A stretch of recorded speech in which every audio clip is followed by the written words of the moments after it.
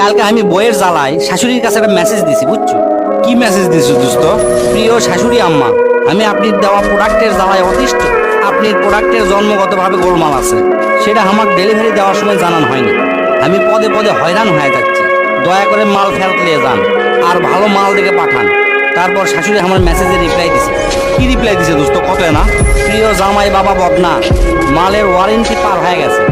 এই মালের এক্সচেঞ্জ বা রিফান্ড অফার নাই।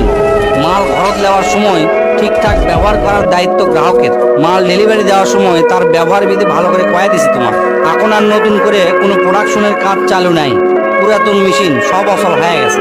তাই প্রোডাক্টটা সাবধানের সাথে ব্যবহার করো। সহ্য করতে করতে অভ্যাস হয়ে গেলে ঠিক হয়ে যাবে। zile, zile, zile, zile.